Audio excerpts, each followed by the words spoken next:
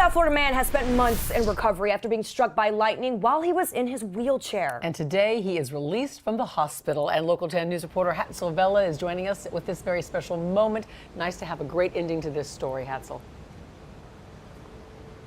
Christy, Janice, you think about it. If you're having a bad day, this is one of those stories that you have to watch once, twice, maybe 3 times, because this is a 28-year-old man who has defied death twice, but he still somehow remains positive on life. 95 days in the hospital, Nick Williams is finally going home. It's been an uphill battle. Back in August, Williams was near his Pompano Beach home, under a tree, waiting for a storm to pass when he was struck by lightning. Never been struck by lightning, so I can check that one off my list. He jokes about it, but he was clinically dead. While on his way to the hospital, he suffered a heart attack, taking paramedics 4 minutes to revive him.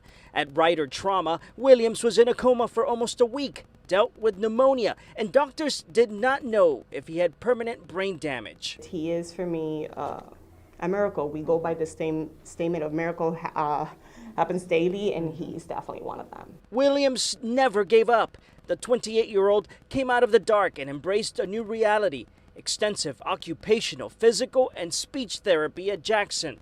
His story, to have the lightning strike on top of everything he's already been through, is just incredible. Another chance at life for Williams. 11 years ago, the then Cardinal Givens High School volleyball player was in a car crash that left him paralyzed from the chest down. He survived twice. Yeah, I realized the experiences that we go through in life have made this just another, okay, now what kind of deal. Now what? He says, well, there's a list of 3 things, top 3 things. One is to get out there and get a nice cheeseburger. The second thing, he wants to get back to the gym. But the most important thing is a big wedding coming up. They had previously planned their wedding for December, obviously, for obvious reasons.